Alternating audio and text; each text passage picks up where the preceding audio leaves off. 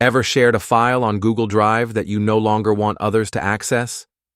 Or maybe your shared folder is cluttered with old files you don't need anymore? Don't worry. In this full 2025 guide, I'll show you exactly how to delete shared files from Google Drive, quickly, safely, and without affecting anything you want to keep. Whether you're using Drive for work, school, or personal storage, this tutorial will make your Drive neat and secure again. First, open Google Drive on your browser and make sure you're signed in with the correct account. Now, on the left-hand side, click Shared with Me. This is where all the files and folders that others have shared with you are located. Here's something important to understand. When you delete a shared file from this section, you're not deleting it for everyone. You're just removing your access to it. The original owner will still have their file intact. To delete a file, simply right-click the file or folder you no longer want, then select Remove.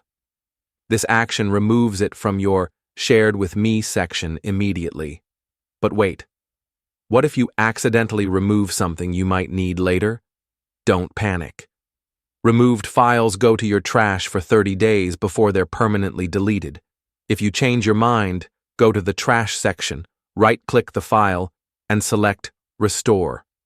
If you're the owner of a shared file and want to stop others from accessing it entirely, removing it from your own drive isn't enough. You need to either delete the file permanently or change its sharing permissions. To do that, right-click the file, choose Share, then click the settings icon and remove access for the people you no longer want to share it with. Once you do this, they'll lose their access immediately. And that's it. Managing shared files in Google Drive is all about knowing the difference between removing your access and completely deleting a file. So now you know how to delete shared files from Google Drive the right way, whether you just want to declutter your drive or completely cut off access for others. If you found this guide helpful, make sure to hit that like button, subscribe for more 2025 Google Drive tips, and drop a comment if you have any questions. Thanks for watching, and see you in the next tutorial.